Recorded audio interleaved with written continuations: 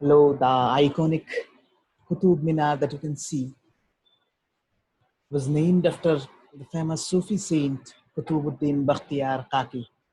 The word kaki in Afghan language means a chapati. Whenever his followers or disciples would visit him, he would provide them with chapatis beneath, which he would take out beneath his bed sheet. So that was the mystery behind the name Bakhtiyar Kaki, specifically the word kaki in his name, Qutubuddin Bakhtiyar Kaki. We'll be talking about the Sultanate architecture today in all its specificities, the art forms, the decorative styles that were used, the construction materials that were used. I think there is scarcity of materials in the public domain right now. So I thought I would come out with something comprehensive regarding the architecture of the Delhi Sultanate. First of all, let us be very clear that scholars still now have have remained engaged in studying the impression of political power on specific works of art. For example, in the famous or iconic Qutub Minar, you would see scholars proposing uh, something like the establishment of such a grandiose, such a grand structure was nothing but establishing a sort of hegemony by the invaders uh, through the destruction of the already existing temples. The places of worship used to get desecrated, destroyed, and in its place, we would see newer structures coming up. A very pertinent example is the famous Quwwatul Islam Mosque. You should just remember that the name Quwwatul Islam was not given was not used by the Delhi Sultans at that point of time when they were constructing it. The name came in use much later. I think modern historians have started the use of Quwwatul Islam name much later. Initially, it was known as Masjid-e Jami. So let us have some. Let's get started. Before starting our discussion on the pattern, the construction materials and techniques of the architecture of Delhi Sultanate, we should know that what were the existing techniques prior to the advent of the Turks. So here is the small description of the techniques used by the Indians prior to the advent of the Turks. Two techniques were basically followed. The first one is the Treviate technique. In Treviate technique, and the second one is the corbel technique. In the Treviate technique, we would see that between the two poles, we would have a beam, and using the beam, we used to cover the empty place between the two poles. So that was the technique that the Indians employed by and large before the Turkish advent of India. The second technique was the corbel technique. In this, instead of using a single beam, we would use layers of bricks placed horizontally or placed vertically one above the other. So please make a correction. The stones or the brick layers would be placed vertically one above the other until the gap between the two poles would be reduced to bare minimum or until the gap is covered. So these are the two techniques, corbel technique and Treviate technique, used by the Indians before Turkish invasion.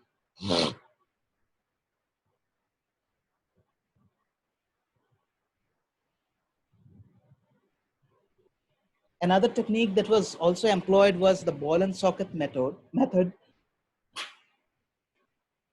You can see two plants. Indians used two plants. Uh, One was called the Jagati Pit, the other was called the Prasad Pit. Two plants. You see later that the need for employing two plants was discarded because binding materials, very good binding materials were employed by the Turks. We can see certain drawbacks of these techniques. For example, uh, lack of binding material ensured that the builders kept the height of the structure to a bare minimum. They were fearful that increasing the height might lead to collapse of the structures.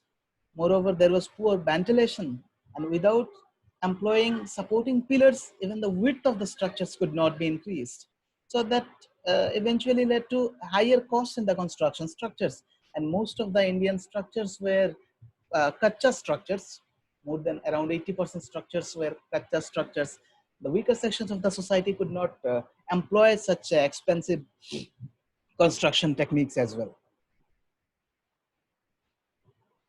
The Turkish invasion of India not only brought about new political methods, new ideas of kinship, new societal norms, but also employed different techniques in the field of architecture.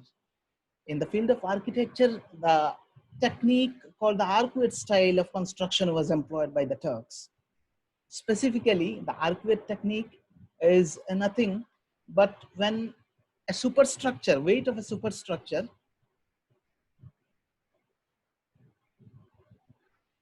would be carried by arches so that the weight gets diverted to the corners or the arms of the arch, then the benefits that we can get from such technique is very simple. The elevation of any structure could be employed without getting, without the fear of desecration or fear of destruction. Other are just a spatial area, larger geographical span could be covered without supporting pillars in between. Earlier, we have seen that Indians used to employ multiple supporting pillars whenever they used to expand their structures in width. Now, that was no longer needed. Secondly, the elevation of the structure could easily be increased. Thirdly, additional load on the arch instead of weakening the arch, rather strengthened it. And the construction came down substantially. And this is the single most important point which eventually benefited the weaker sections of the society. We would see that at the end of the Sultanate rule, around a majority of the structures would be in a pakka form because the weaker section of the society could now afford constructing their houses with employing lime mortars, employing bricks, etc. The second important technique innovation that was brought about by the Turks was they deployed lime mortar, which was a very good binding material. Earlier, we used to have some unscientific binding material during the Gupta period as well. But the use of lime mortar and its benefit could be seen in the form of height also. We could raise the height. We could, the single plant was now sufficient and the earlier technique of using double plant was given up. Let's come to the decorative pattern. In decorative pattern, we come to calligraphy. Quranic sayings were inscribed on buildings, sometimes in angular or sometimes in other decorative patterns. The style itself is known as Kufi. Geometric patterns were also employed, the use of squares, rectangles, etc. This is known as arabesque. Sculpture, which the Indians used to employ sculpture to decorate their architecture earlier. Now, sculpture was not only discouraged, rather it was frowned upon. Floral motifs however, continue to be employed by the sultans.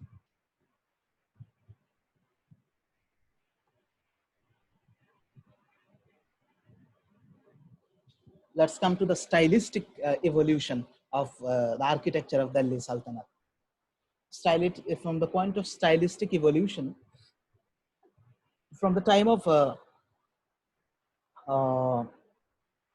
Iltutmish, or even prior to him, Aibak, till the time of we would say the Khalzis, we would consider this span of time as early forms. In early forms, the sultans basically employed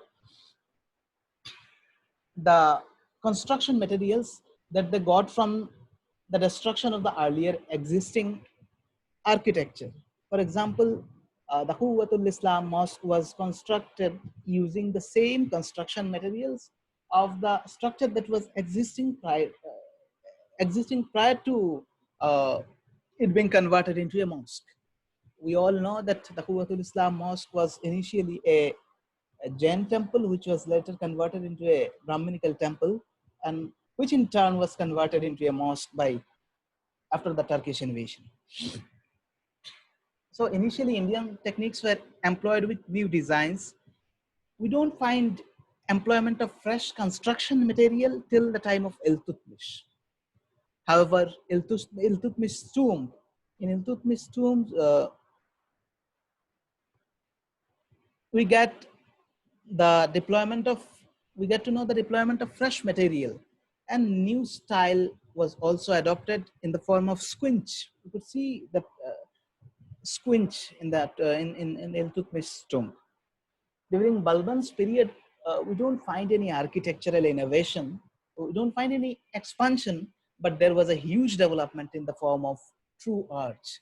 For the first time in India, the true arch could be seen in Balban's tomb. So that was in fact a huge or a significant development in the field of architecture. This is the tomb of Iltutmish. Uh, See, there is no roof right now. If you visit the tomb of Iltutmish inside the Qutub complex, there is no dome right now. But sources, I'm quoting the source in Sirat Firoz Shahi, Firoz Shah Tughlaq affirms that a dome covering the tomb of Iltutmish did exist. He in fact goes on to say that he used to visit the tomb and offer chadar. So we don't have a dome right now, but this is you can see the squinches in the tomb of Iltutmish. Now comes one of the most important phase of the Sultanate period, the Khalzi period. We all know. Let me give you a brief description of the Khalzi period. That Alauddin Khalzi got his uncle murdered. So that in turn it took away the conceptual and theoretical barriers that earlier used to gird the aura or the status of the Sultan. For example, you know that Balban used to gird himself, I would say, through the theory of kinship, Zill Ilahi, shadow of God. After assassination of Jalaluddin Khilji, there was no theoretical barrier. Anyone from any section of the nobility could aspire to become the Sultan because the theoretical barrier was now removed. And Khalzi, now historians use the word Khalzi revolution. And basically, it was the power of a sword. And everyone now knew that stronger the sword, longer the sword, stronger the claim for the throne of Delhi Sultanate. We see huge expansion of the Sultanate during the period of, especially during the period of Alauddin Khalzi. As a result, economic affluence could be seen during his time. Sultan employed a red and grey sandstone for construction material. A very significant development during Alauddin Khalji's time could be seen in the form of a new type of arch called the horseshoe type of arch. Remember that in Khalji architecture, you would see the influence of Sassanid traditions. Uh, this is the horseshoe type arch that was the innovation of the Khilzis. Also, the underside of the arch used to be decorated by lotus bud. That was also a new pattern that we could see. And the most important development was the emergence of true dome. However, the dome was very shallow without any drum. The dome used to get decorated, however, with the help of pinnacle.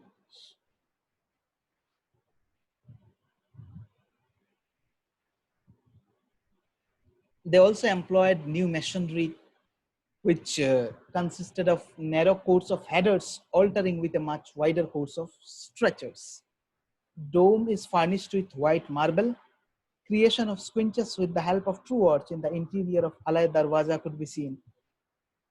Now, till now, we'd see that in the decorative pattern, arabesque floral motifs would be employed, but Persian calligraphy, the use of Persian verses, was till now not in use. The Khalzis employed the Persian calligraphy as well in decorating their architecture. This is also a very good innovation of Alauddin Khalzi in Alai Darwaza. The outer facade gives the impression of a double-storied structure.